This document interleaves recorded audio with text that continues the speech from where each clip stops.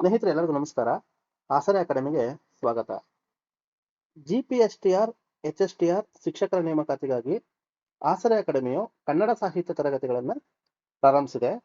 ಈ ಭಾಗವಾಗಿ ಕನ್ನಡ ಸಾಹಿತ್ಯ ಚರಿತ್ರೆಯ ಪಂಪ ಪೂರ್ವಯುಗದ ಬಗ್ಗೆ ನಾವು ನೋಡ್ತಾ ಇದ್ವಿ.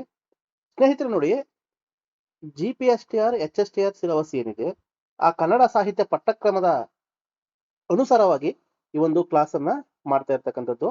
ಹಾಗಾಗಿ ಪಂಪ ಪೂರ್ವಕ ಕವಿಗಳ ಭಾಗ 1 ಕೂಡ ಆಲ್ರೆಡಿ ಈಗ ಕ್ಲಾಸ್ ಆಗಿದೆ. ನೀವು ಹಿಂದೆ ಹೋಗಿ ನೋಡ್ಬೋದು ಸ್ನೇಹಿತರೆ.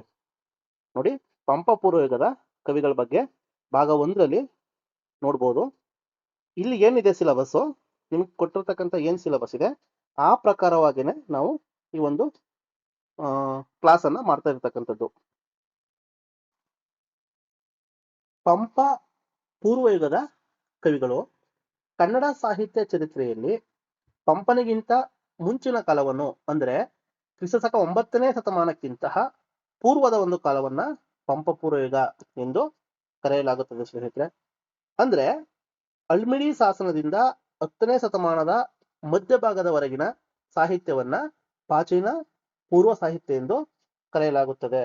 ಅಂದ್ರೆ ಅಳ್ಮಿಡಿ ಶಾಸನದ ಕಾಲ 450, ಪಂಪನ ಕಾಲ 940, ಈ ಒಂದು ನಡುವಿನ ಕಾಲಘಟ್ಟವನ್ನ ಪ್ರಾಚೀನ ಪೂರ್ವ ಸಾಹಿತ್ಯ ಪಂಪ ಪೂರ್ವಯುಗ ಅಂತ ಕರೆತಕ್ಕಂಥದ್ದು.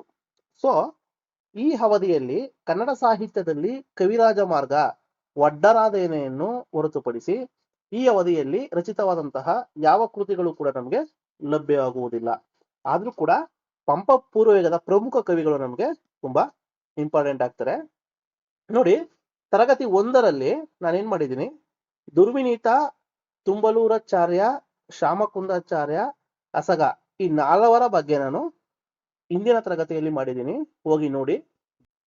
ಉಳಿದ ಪಂಪ ಪೂರ್ವ ಕವಿಗಳನ್ನ, ಪ್ರಮುಖವಾದಂತಹ ಕವಿಗಳನ್ನ ಈ ಒಂದು ತರಗತಿಯಲ್ಲಿ ನೋಡೋಣ ಸ್ನೇಹಿತರೆ. ಇಲ್ಲಿ ಶ್ರೀವಿಜಯ, ಗುಣನಂದಿ, 1ನೇ ಗುಣವರ್ಮ, ಶಿವಕೋಟಾಚಾರ್ಯ ಈ 4ರನ್ನ ಈ ಒಂದು ತರಗತಿಯಲ್ಲಿ ನೋಡೋಣ ಸ್ನೇಹಿತರೆ. ಶ್ರೀವಿಜಯ ಪಂಪ ಪೂರ್ವಯುಗದ ಪ್ರಮುಖ ಕವಿಗಳಲ್ಲಿ ಒಬ್ಬನಾಗಿರ್ತಕ್ಕಂಥದ್ದು. ಈತನ ಕಾಲ ಕ್ರಿಸ್ತಶಕ 850. ಈತ ಜೈನಮತಿಯ ಪಂಪ ಪೂರ್ವಯುಗದ ಕವಿಯಾಗಿರ್ತಕ್ಕಂಥದ್ದು. ಈತನ ಸ್ಥಳ ಮಾನ್ಯಕೇಟ ಅಂತ. ನೋಡಿ, ಶ್ರೀವಿಜಯ ಕನ್ನಡ ಸಾಹಿತ್ಯ ಚರಿತ್ರೆಯಲ್ಲಿ ಅತ್ಯಂತ ಪ್ರಮುಖವಾದ ಸ್ಥಾನ ಪಡೆದಿರುವ 9ನೇ ಶತಮಾನದ ಪ್ರಸಿದ್ಧ ಕವಿ ಹಾಗೂ ಲಾಕ್ಷಣಿಕನಾಗಿದ್ದಾನೆ. ಈತನ ಕಾಲ ಕ್ರಿಸ್ತಶಕ 9ನೇ ಶತಮಾನ, ಅಂದ್ರೆ ಸುಮಾರು ಕ್ರಿಸ್ತಶಕ 850. ಈತನ ಆಶ್ರಯದಾತ ರಾಷ್ಟ್ರಕೂಟ ಸಾಮ್ರಾಜ್ಯದ ಪ್ರಸಿದ್ಧ ದೊರೆಯಾಗಿರ್ತಕ್ಕಂತಹ ಅಮೋಘ ವರ್ಷ ನೃಪತುಂಗ ಆಗಿರ್ತಕ್ಕಂಥದ್ದು. ಸೊ ಈತನ ಬಿರುದು ಕವಿರಾಜ ಹಂಸ ಅಂತ. ಈತನ ಪ್ರಮುಖ ಕೃತಿ ಕವಿರಾಜ ಮಾರ್ಗ. ಸೊ ಸ್ನೇಹಿತರೆ, ಈ ಒಂದು ಭಾಗದಲ್ಲಿ ಈ ಒಂದು ಕ್ಲಾಸ್ಗೆ ಎಷ್ಟು ಬೇಕು ಅಷ್ಟು ಮಾತ್ರ ನಾನು ಇಲ್ಲಿ ವಿವರಣೆಯನ್ನು ಕೊಟ್ಟಿದ್ದೀನಿ. ಕವಿರಾಜ ಮಾರ್ಗದ ಕುರಿತು ನಾನೇನ್ ಮಾಡಿದ್ದೀನಿ ಅಂದ್ರೆ ಮತ್ತೊಂದು ವಿಡಿಯೋ ಮಾಡಿ ಪ್ರಮುಖ ಕೃತಿಗಳು, ಕನ್ನಡದ ಪ್ರಮುಖ ಕೃತಿಗಳಲ್ಲಿ ಕವಿರಾಜ ಮಾರ್ಗದ ಸಂಪೂರ್ಣ ಮಾಹಿತಿಯನ್ನ ಕೊಡುವಂತಹ ಪ್ರಯತ್ನ ಮಾಡಿದ್ದೀನಿ ಸ್ನೇಹಿತರೆ. ನೋಡಿ, ಇದರ ವಿಶೇಷತೆ ಏನೋ ನೋಡೋದಾದ್ರೆ, ಉಪಲಬ್ಧವಿರುವ ಕನ್ನಡದ ಮೊಟ್ಟ ಮೊದಲ ಲಕ್ಷಣ ಗ್ರಂಥ, ಕಾವ್ಯಮೀಮಾಂಸೆ ಮತ್ತು ಅಲಂಕಾರ ಗ್ರಂಥವಾಗಿರ್ತಕ್ಕಂಥದ್ದು. ಈ ಕಾವ್ಯ ಸ್ವರೂಪ ನೋಡೋದಾದ್ರೆ ಇದು ದಂಡಿಯ ಸಂಸ್ಕೃತ ಕಾವ್ಯದರ್ಶ ಗ್ರಂಥವನ್ನು ಆಧರಿಸಿದ್ದರೂ ಕನ್ನಡ ಭಾಷೆ ಮತ್ತು ಸಾಹಿತ್ಯದ ಸ್ವತಂತ್ರ ಅಸ್ತಿತ್ವವನ್ನು ಎತ್ತಿ ಹಿಡಿಯುವ ವಿಶಿಷ್ಟ ಕೃತಿಯಾಗಿರ್ತಕ್ಕಂಥದ್ದು. ಸೊ ಇದಕ್ಕೆ ಸಂಸ್ಕೃತದ ಕಾವ್ಯದರ್ಶ ಏನಾಗಿದೆ ಆಕಾರ ಗ್ರಂಥ ಆಗಿರ್ತಕ್ಕಂಥದ್ದು. ಕನ್ನಡ ನಾಡಿನ ಗಡಿ ಬಗ್ಗೆ ಕವಿರಾಜ ಮಾರ್ಗದಲ್ಲಿ ಹೇಳಿರ್ತಕ್ಕಂಥದ್ದು ನೋಡಿ, ಕಾವೇರಿಯಿಂದ ಗೋದಾವರಿ ಹೊರಮಿರ್ದ ನಾಡ ಕನ್ನಡದೋಳ್ ಎಂದು ಕನ್ನಡ ನಾಡಿನ ಭೌಗೋಳಿಕ ಎಲ್ಲೆಯನ್ನು ಸ್ಪಷ್ಟವಾಗಿ ಗುರುತಿಸತಕ್ಕಂತಹ ಮೊದಲನ ಕೃತಿ ಕವಿರಾಜ ಮಾರ್ಗ. ಕನ್ನಡಿಗರ ಪ್ರಶಂಸೆಯನ್ನು ಇಲ್ಲಿ ಹೇಳ್ತಕ್ಕಂಥದ್ದು ಕುರಿತೋದಯಂ ಕಾವ್ಯ ಪ್ರಯೋಗ ಪರಿಣಿತ ಮತಿಗಳ್ ಎಂದು ಕನ್ನಡ ಸಹಜ ಕಾವ್ಯ ಜ್ಞಾನ ಮತ್ತು ವಿವೇಚನೆಯನ್ನು ಶ್ಲಾಘಿಸಿರ್ತಕ್ಕಂಥದ್ದು ಈ ಕೃತಿಯಲ್ಲಿ. ಮತ್ತೆ ಪ್ರಮುಖವಾದಂತಹ ಒಂದು ಉಲ್ಲೇಖ ಇದೆ, ಪೂರ್ವ ಕವಿಗಳ ಉಲ್ಲೇಖ ಇರತಕ್ಕಂಥದ್ದು. ಕವಿರಾಜ ಮಾರ್ಗಕ್ಕಿಂತ ಮುಂಚೆ ಕನ್ನಡದಲ್ಲಿ ಪ್ರೌಢ ಸಾಹಿತ್ಯ ಬೆಳೆದು ಬಂದಿತ್ತು ಎಂಬುದಕ್ಕೆ ಶ್ರೀವಿಜಯನ ಕವಿರಾಜ ಮಾರ್ಗ ಅಂದ್ರೆ ಕವಿರಾಜ ಮಾರ್ಗದಲ್ಲಿ ಇರ್ತಕ್ಕಂತಹ ಕವಿಗಳ ಪಟ್ಟಿಗೆ ಸಾಕ್ಷಿಯಾಗಿದೆ. ಸೊ ಇಲ್ಲಿ ಇವನು ಗದ್ಯ ಕವಿಗಳು ಮತ್ತು ಪದ್ಯ ಕವಿಗಳನ್ನ ತನ್ನ ಕೃತಿಯಲ್ಲಿ ಗುರುತಿಸ್ತಾನೆ.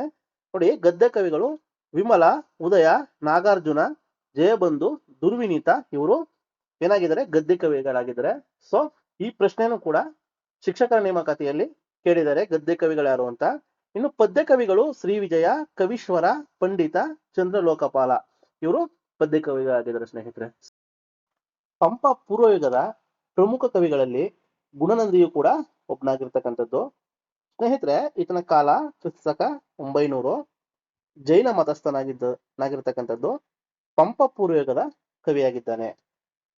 ಈತ ಜೈನ ಮುನಿಯಾಗಿದ್ದು ದೊಡ್ಡ ಪ್ರಮಾಣದ ತರ್ಕ ಮತ್ತು ಕಾವ್ಯಮೀಮಾಂಸೆಯಲ್ಲಿ ಪ್ರವೀಣನಾಗಿದ್ದಾನೆಂದು ವಿದ್ವಾಂಸರು ಅಭಿಪ್ರಾಯಪಟ್ಟಿದ್ದಾರೆ ಸ್ನೇಹಿತರೆ. ಸೊ ಈತನ ಕೃತಿ ನೋಡೋದಾದ್ರೆ, ಜೈನ ಮುನಿ ಪೂಜ್ಯಪಾದರ ಜೈನೇಂದ್ರ ವ್ಯಾಕರಣಕ್ಕೆ ಗುಣನಂದಿಯು ಪ್ರಕ್ರಿಯಾವತಾರ ಎಂಬ ಸಂಸ್ಕೃತ ವ್ಯಾಕರಣ ಗ್ರಂಥವನ್ನು ಬರೆದಿದ್ದಾನೆ ಸ್ನೇಹಿತರೆ. ಸೊ ನೋಡಿ, ಪೂಜ್ಯಪಾದರ ಜೈನೇಂದ್ರ ವ್ಯಾಕರಣಕ್ಕೆ ಗುಣನಂದಿಯು ಪ್ರಕ್ರಿಯಾವತಾರ ಎಂಬ ಸಂಸ್ಕೃತ ವ್ಯಾಕರಣ ಗ್ರಂಥವನ್ನು ಬರೆದಿರತಕ್ಕಂಥದ್ದು. ಕನ್ನಡ ಸಾಹಿತ್ಯ ಚರಿತ್ರೆಯಲ್ಲಿ ಗುಣನಂದಿಯು ಪ್ರಮುಖ ಲಾಕ್ಷಣಿಕ ಹಾಗೂ ಕವಿಯಾಗಿ ಉಲ್ಲೇಖಗೊಂಡಿದ್ದಾನೆ. ಈತನು ಯಾವುದೇ ಸ್ವತಂತ್ರ ಕೃತಿಗಳು ನೇರವಾಗಿ ಲಭ್ಯವಿಲ್ಲದಿದ್ದರೂ ನಂತರದ ಕವಿಗಳು ಮತ್ತು ಲಾಕ್ಷಣಿಕರು ಉಲ್ಲೇಖಗಳಿಂದ ಈತನ ಕಾಲ ಮತ್ತು ಮಹತ್ವವನ್ನು ಗುರುತಿಸಬಹುದಾಗಿದೆ ಸ್ನೇಹಿತರೆ. ಸೊ ಇವನ ಸಾಹಿತ್ಯಕ ಮಹತ್ವ ಮತ್ತು ಉಲ್ಲೇಖಗಳನ್ನ ನೋಡೋಣ. ಕವಿರಾಜ ಮಾರ್ಗದ ನಂತರದ ಲಾಕ್ಷಣಿಕ ಇವನು. ಶ್ರೀ ವಿಜಯನ ಕವಿರಾಜ ಮಾರ್ಗದ ನಂತರ ಕನ್ನಡದಲ್ಲಿ ಕಾವ್ಯ ಲಕ್ಷಣ ಮತ್ತು ಅಲಂಕಾರ ಶಾಸ್ತ್ರವನ್ನು ಪೋಷಿಸಿದ ಪ್ರಮುಖರಲ್ಲಿ ಗುಣನಂದಿಯು ಒಬ್ಬನಾಗಿರ್ತಕ್ಕಂಥದ್ದು. ಇತರ ಪ್ರಸಿದ್ಧ ಕವಿಗಳ ಕೃತಿಗಳಲ್ಲಿ ಈತನ ಹೆಸರು ಗೌರವಪೂರ್ವಕವಾಗಿ ಉಲ್ಲೇಖಗೊಂಡಿರುವುದು 10ನೇ ಶತಮಾನದ ಆರಂಭದಲ್ಲಿ ಕನ್ನಡ ಸಾಹಿತ್ಯ ಮತ್ತು ಲಕ್ಷಣ ಪರಂಪರೆಗೆ ಗುಣನಂದಿ ನೀಡಿದ ಕೊಡುಗೆಯನ್ನು ಎತ್ತಿ ಹಿಡಿಯುತ್ತದೆ. ಸೊ ನೋಡಿ, ಯಾರ್ಯಾರು ಇವನ ಬಗ್ಗೆ ಉಲ್ಲೇಖ ಮಾಡಿದ್ದಾರೆ ಅನ್ನೋದನ್ನ ಇಲ್ಲಿ ನೋಡೋಣ. ಸೊ ಶಬ್ದಮಣಿ ದರ್ಪಣದಲ್ಲಿ ಕೇಶಿರಾಜನು ತನ್ನ ಶಬ್ದಮಣಿ ದರ್ಪಣದಲ್ಲಿ ಗಜಗಣ ಗುಣನಂದಿಯ ಮನಸಿಜನ ಸಗನ ಎಂಬ ಮಾತನ್ನ ಹೇಳ್ತಕ್ಕಂತಾನೆ. ಪೂರ್ವ ಕವಿಗಳನ್ನು ಸ್ಮರಿಸುವಾಗ ಈ ಒಂದು ಮಾತನ್ನ ಕೇಶಿರಾಜ ಹೇಳ್ತಕ್ಕಂಥದ್ದು. ಲಕ್ಷ ಪದ್ಯವಾಗಿಯೂ ಕೂಡ ಗುಣನಂದಿಯ ಒಂದು ಪದ್ಯವನ್ನ ಹೇಳಿದ್ದಾನೆ. ಚರ್ಚಿದ ವರ್ಲ್ಡ್ ಬಿಸಿಲುರೆ ಕಿಮುಳ್ಚಿಂದ ಲತೆಯಂತೆ ನೊಂದು ಗುಣನಂದಿ ಎಂಬ ಸಾಲನ್ನ ಉದ್ಧರಿಸಿದ್ದಾನೆ. ಸೊ ಇದು ಗುಣನಂದಿ ಬರೆದ ಪ್ರೌಢ ಕಾವ್ಯ ಅಥವಾ ಲಕ್ಷಣ ಗ್ರಂಥವೊಂದರ ಭಾಗವಿರಬಹುದು ಎಂದು ವಿದ್ವಾಂಸರು ಊಹಿಸುತ್ತಾರೆ. ಸೊ ನಂತರ ಸೂಕ್ತಿ ಸುಧರ್ಣವ ಮಲ್ಲಿಕಾರ್ಜುನ ಕವಿಯು ತನ್ನ ಸೂಕ್ತಿ ಸುಧರ್ಣವ ಈ ಕೃತಿಯ ಪೀಠಿಕೆಯಲ್ಲಿ ಜನ್ನನ ದೆಸೆ ಪಂಪನ ಗುಣಂ ಗುಣನಂದಿಯ ತೋಂಡು ಎಂದು ಕಾವ್ಯದ ಗುಣಗಳ ಸಂದರ್ಭದಲ್ಲಿ ಗುಣನಂದಿಯನ್ನು ಉಲ್ಲೇಖಿಸಿದ್ದಾನೆ. ನೋಡಿ ಸ್ನೇಹಿತರೆ, ಗುಣನಂದಿಯನ್ನ ಯಾವ ಯಾವ ಕವಿಗಳು ತಮ್ಮ ಕೃತಿಗಳಲ್ಲಿ ಉಲ್ಲೇಖ ಮಾಡಿರ್ತಾರೆ ಅಂತಕ್ಕಂಥದ್ದು ಈ ಒಂದು ಮುಖ್ಯವಾದಂತಹ ಒಂದು ಭಾಗವಾಗಿದೆ. ಇನ್ನು ಛಂದೋವಿಚಿತಿ ಲಕ್ಷಣ ಗ್ರಂಥ ನಾಗವರ್ಮ ಕಾವ್ಯಾವಲೋಕನ ಮತ್ತು ನಂತರದ ಗ್ರಂಥಗಳಲ್ಲಿ ಈತನ ಪ್ರಯೋಗಗಳು ಕಂಡು ಬಂದಿರುವುದು.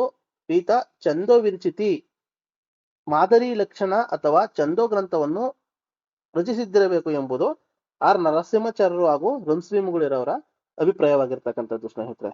ಸೊ ನೋಡಿ, ಕನ್ನಡ ಸಾಹಿತ್ಯ ಚರಿತ್ರೆಯಲ್ಲಿ ಗುಣನಂದಿಯನ್ನು ಉಲ್ಲೇಖಿತ ಕವಿ ಅಥವಾ ಕೃತಿ ಲಭ್ಯವಿಲ್ಲದ ಕವಿ ವರ್ಗಕ್ಕೆ ಸೇರಿಸಲಾಗಿದ್ದು, ನಂತರದ ಲಾಕ್ಷಣಿಕರು ನೀಡುವ ಉದಾಹರಣೆ ಪದ್ಯಗಳೇ ಈತನ ಕಾವ್ಯ ಪ್ರೌಢಿಮೆಗೆ ಸಾಕ್ಷಿಯಾಗಿರ್ತಕ್ಕಂಥದ್ದು. ಸೊ ಸ್ನೇಹಿತರೆ, ಇನ್ನೂ ಹೆಚ್ಚಿನ ವಿಡಿಯೋಗಾಗಿ ನಮ್ಮ ಆಸರೆ ಅಕಾಡೆಮಿಯ ಯೂಟ್ಯೂಬ್ ಚಾನಲ್ನ ಸಬ್ಸ್ಕ್ರೈಬ್ ಮಾಡಿ.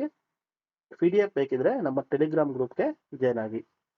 ಸೊ ನಂತರದ ಕವಿಗಳನ್ನು ನೋಡೋಣ. 1ನೇ ಗುಣವರ್ಮ. ಪಂಪ ಪೂರ್ವಯುಗದ ಕವಿಗಳಲ್ಲಿ ಇವನು ಕೂಡ ಪ್ರಮುಖನಾಗಿರ್ತಕ್ಕಂಥದ್ದು. ಈತನ ಕಾಲ ಕ್ರಿಸ್ತಶಕ 900. ಈತ ಜೈನ ಮತಸ್ಥ. ಪಂಪ ಪೂರ್ವಯುಗದ ಕವಿ. ಈತನ ಆಶ್ರಯದಾತ ಗಂಗರ ದೊರೆ ಯರೆಯಪ್ಪ.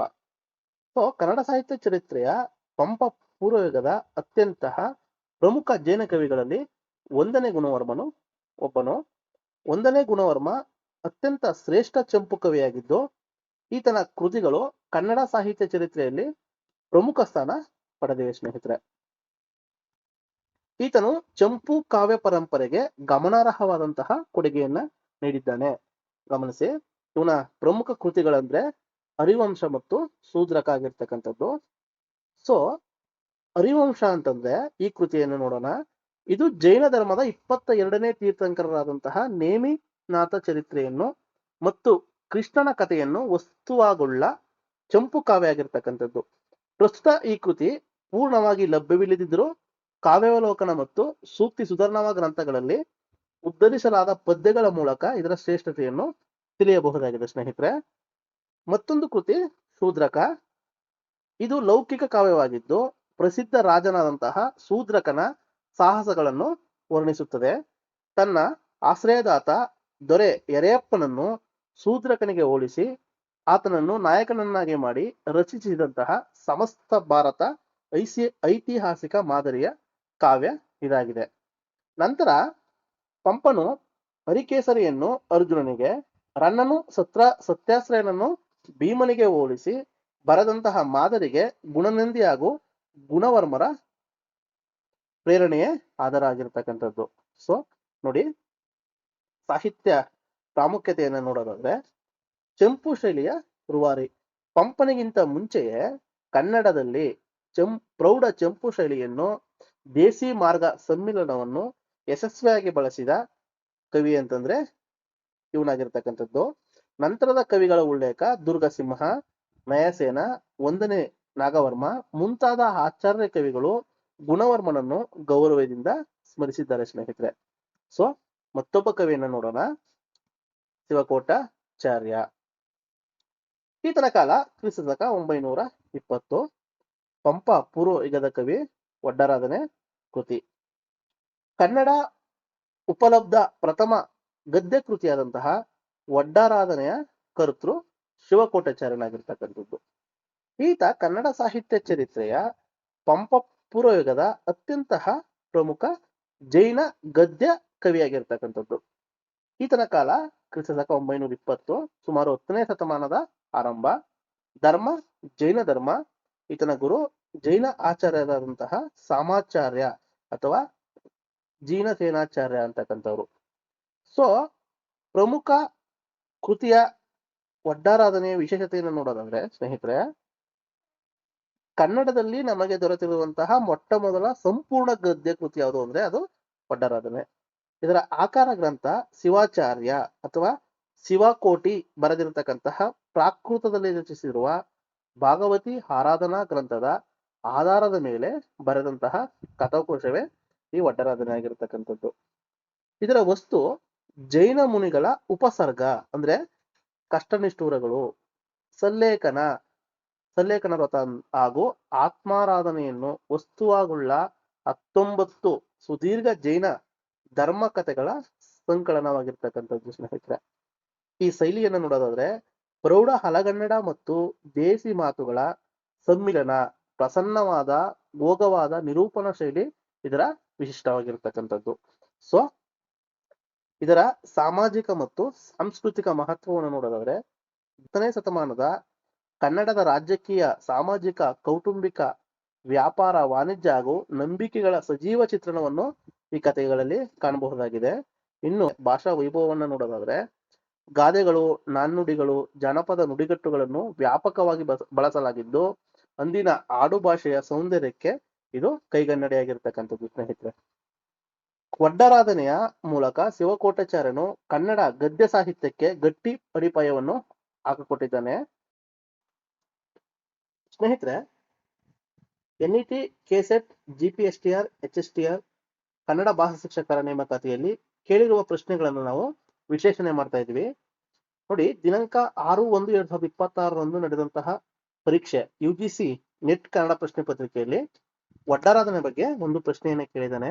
ಸೊ ನಾನು ಯಾಕೆ ಈ ಪ್ರಶ್ನೆಯನ್ನು ತಗೊಂಡಿದ್ದೀನಿ ಅಂತಂದ್ರೆ ಈ ತರ ಕೂಡ ಪ್ರಶ್ನೆಗಳು ಬರಬಹುದು ಎಂಬುದು ಗೊತ್ತಾಗ್ಬೇಕು ಅನ್ನೋಕ್ಕೋಸ್ಕರ ಈ ತರದೊಂದು ಪ್ರಶ್ನೆಯನ್ನು ನಾನು ತೆಗೆದುಕೊಂಡಿದ್ದೀನಿ. ನೋಡಿ, ಪ್ರಶ್ನೆ ನೋಡೋಣ. ಗೊಬ್ಬರದ ರಾಶಿಯ ನಡುವೆ ಸುಟ್ಟದ್ದನ್ನು ಸಹಿಸಿ ಕ್ಷಮೆ ಮೆರೆದು ಸದ್ಗತಿ ಪಡೆದ ಒಡ್ಡರಾಧನೆಯ ಕಥೆ ಯಾವುದು ಅಂತ ಕೇಳಿದ್ದಾನೆ. ನೋಡಿ ಇದಕ್ಕೆ ಸರಿಯಾದಂತಹ ಉತ್ತರ ಚಾಣಕ್ಯ ಋಷಿಯ ಕಥೆಯಾಗಿರ್ತಕ್ಕಂಥದ್ದು ಸ್ನೇಹಿತರೆ. ನೋಡಿ, ಒಡ್ಡರಾಧನೆಯ 19 ಕಥೆಗಳಲ್ಲಿ ಈ ಕಥೆ ಕೂಡ ಒಂದು. ಇಲ್ಲಿ ಒಡ್ಡರಾಧನೆಯ ಕಥೆಯ ಬಗ್ಗೆ ಮಾಹಿತಿ ನೀಡಲಾಗಿದೆ. ಕವಿ ಶಿವಕೋಟಾಚಾರ್ಯ, ಈತನ ಕಾಲ 920, ಜೈನ ಮತಸ್ಥ. ಒಡ್ಡರಾಧನೆಯು ಶಿವಕೋಟಾಚಾರ್ಯರು ಬರೆದಿರುವ ಜೈನ ಧಾರ್ಮಿಕ ನಂಪಿ ಕಥೆಗಳ ಸಂಗ್ರಹವಾಗಿರ್ತಕ್ಕಂಥದ್ದು. ಕನ್ನಡದ ಮೊಟ್ಟ ಮೊದಲ ಗದ್ಯ ಕೃತಿಯಾಗಿರ್ತಕ್ಕಂಥದ್ದು. ನೋಡಿ, ಒಡ್ಡರಾಧನೆ 19 ಕಥೆಗಳನ್ನು ಕೂಡ ಇಲ್ಲಿ ನೋಡಬಹುದು. ಸುಕುಮಾರ ಸ್ವಾಮಿಯ ಕಥೆ ಅಂದ್ರೆ, ಅತಿಯಾದ ಸೌಂದರ್ಯ ಮತ್ತು ಭೋಗ ಜೀವನದಲ್ಲಿದ್ದ ಸುಕುಮಾರನು ವೈರಾಗ್ಯ ತಳೆದು ತಪಸ್ಸಿಗೆ ಕುಳಿತಾಗ ನರಿಯೊಂದು ದೇಹವನ್ನು ಕಡಿದು ತಿಂದರೂ ಶಾಂತಿಯಿಂದ ದೇಹತ್ಯಾಗ ಮಾಡಿದ ಕಥೆ ಯಾವುದು ಅಂತಂದ್ರೆ ಅದು ಸುಕುಮಾರ ಸ್ವಾಮಿ ಕಥೆ. ಸುಕೌಶಲ ಸ್ವಾಮಿ ಕಥೆಯನ್ನು ನೋಡೋದಾದ್ರೆ, ತಾಯಿಯ ಅತಿಯಾದ ಮೋಹವನ್ನು ತೊರೆದು ಸನ್ಯಾಸಿಯಾದನು. ಅಡವಿಯಲ್ಲಿ ತಪಸ್ಸಿನಲ್ಲಿದ್ದಾಗ ಉಳಿಯಾಗಿ ಬಂದ ತಾಯಿಗೆ ಆತನನ್ನು ಕೊಂದು ಸಮಾಧಿ ಮರಣ ಹೊಂದುವ ಪ್ರಸಂಗ ಇರ್ತಕ್ಕಂಥದ್ದು ಯಾವುದು ಅಂದ್ರೆ ಅದು ಸುಕೌಶಲ ಸ್ವಾಮಿ ಕಥೆಯಾಗಿರ್ತಕ್ಕಂಥದ್ದು. ಇನ್ನು ಗಜಕುಮಾರನ ಕಥೆ ನೋಡೋದಾದ್ರೆ, ತಪಸ್ಸಿನಲ್ಲಿದ್ದ ಮಾವನಾದ ಸೋಮಸರ್ಮನಿಂದ ತಲೆಯ ಮೇಲೆ ಉರಿಯುವ ಕೆಂಡದ ಕಿರೀಟವನ್ನು ಇರಿಸಿಕೊಂಡರೂ ಮೌನ ಮತ್ತು ಶಾಂತಿಯಿಂದ ಮುಕ್ತಿ ಪಡೆದ ಘಟನೆ ಇರತಕ್ಕಂಥ ಕಥೆ ಯಾವುದು ಅಂದ್ರೆ ಇದು ಗಜಕುಮಾರನ ಕಥೆ. ಸನತ್ ಕುಮಾರ ಚಕ್ರವರ್ತಿಯ ಕಥೆ ನೋಡಿ, ಸೌಂದರ್ಯಕ್ಕೆ ಹೆಸರಾದಂತಹ ಚಕ್ರವರ್ತಿ ರೋಗ ರುಜಿನಿಗಳಿಂದ ದೇಹ ಕ್ಷೀಣಿಸಿದಾಗ ದೇಹದ ನಸ್ವರತೆಯನ್ನು ಅರಿತು ತಪಸ್ವಿಯಾಗುವ ಕಥೆಯಾಗಿರ್ತಕ್ಕಂಥ. ಆಸಡಾಭೂತಿಯ ಕಥೆ ನೋಡಿ, ಜ್ಞಾನಿ ಮುನಿಯಾಗಿದ್ದರೂ ಸನ್ನಿವೇಶಕ್ಕೆ ಸಿಲುಕಿ ಸಂಸಾರಿಯಾಗಿ ನಂತರ ಕರ್ಮಫಲಗಳನ್ನು ಅರಿತು ಮರಳಿ ಧರ್ಮ ಮಾರ್ಗಕ್ಕೆ ಬರುವಂತಹ ವೃತ್ತಾಂತ ಇರುವ ಕಥೆ ಅಂದ್ರೆ ಆಷಾಢಭೂತಿಯ ಕಥೆಯಾಗಿರ್ತಕ್ಕಂಥದ್ದು ಸ್ನೇಹಿತರೆ. ಅಭಯಘೋಷರ ಕಥೆ ನೋಡಿ, ವೈರಿಗಳು ಕೊಟ್ಟ ಘೋರ ಹಿಂಸೆಯನ್ನು ತಪೋಬಲದಿಂದ ಸಹಿಸಿ ಸಿದ್ಧಿಗಿಟ್ಟಿಸಿದ ಮುನಿಯ ಕಥೆ ಯಾವುದು ಅಂತಂದ್ರೆ ಇದು ಅಭಯಘೋಷರ ಕಥೆಯಾಗಿರ್ತಕ್ಕಂಥದ್ದು. ಇನ್ನು ವಿದ್ಯುತ್ ಚೋರನ ಕಥೆ ನೋಡಿ, ಕಳ್ಳತನದ ಹಾದಿ ಹಿಡಿದವನು ಸನ್ಯಾಸಿಯ ಪ್ರಭಾವದಿಂದ ಧರ್ಮ ಮಾರ್ಗಕ್ಕೆ ಬಂದು ಮುಕ್ತಿ ಸಾಧಿಸುವ ಪ್ರಸಂಗ ಇರತಕ್ಕಂತಹ ಕಥೆ ಯಾವುದು ಅಂದ್ರೆ ಅದು ವಿದ್ಯುತ್ ಚೋರನ ಕಥೆ. ಕಾರ್ತಿಕ ಋಷಿಯ ಕಥೆ ನೋಡಿ, ಕಠಿಣ ನಿಷ್ಠೆ ಮತ್ತು ಜಪದಿಂದ ದೈವಿಕ ಶಕ್ತಿಗಳನ್ನು ಮೀರಿ ಆತ್ಮ ಕಲ್ಯಾಣ ಸಾಧಿಸುವ ವೃತ್ತಾಂತ ಇರತಕ್ಕಂಥ ಕಥೆ ಕಾರ್ತಿಕ ಋಷಿಯ ಕಥೆಯಾಗಿದೆ. ಅಭಯ ರುಚಿಯ ಕಥೆ, ಪ್ರಾಣ ಬಲಿಯನ್ನು ವಿರೋಧಿಸಿ ಹಿಂಸೆಯ ಮಹತ್ವವನ್ನು ಸಾರುವ ಮತ್ತು ಕರ್ಮ ಬಂಧದಿಂದ ಬಿಡುಗಡೆ ಹೊಂದುವ ಕಥೆಯಾಗಿರ್ತಕ್ಕಂಥದ್ದು. ಸ್ನೇಹಿತರೆ, ಇದೇ ರೀತಿ 19 ಕಥೆಗಳು ಕೂಡ ಇರ್ತಕ್ಕಂಥದ್ದು ಸ್ನೇಹಿತರೆ. ಸೊ ಇದೇ ರೀತಿ ಇನ್ನೂ ಹೆಚ್ಚಿನ ವಿಡಿಯೋಗಳಿಗಾಗಿ ನಮ್ಮ ಆಸರೆ ಅಕಾಡೆಮಿಯ ಯೂಟ್ಯೂಬ್ ಚಾನಲ್ ಅನ್ನ ಸಬ್ಸ್ಕ್ರೈಬ್ ಮಾಡಿ. PDF ಬೇಕಿದ್ರೆ ನಮ್ಮ ಟೆಲಿಗ್ರಾಮ್ ಗ್ರೂಪ್ಗೆ ಜಾಯ್ನ್ ಆಗಿ. ನಿಮ್ಮ ಓದಿಗೆ ಶುಭವಾಗಲಿ ಸ್ನೇಹಿತರೆ. All the best.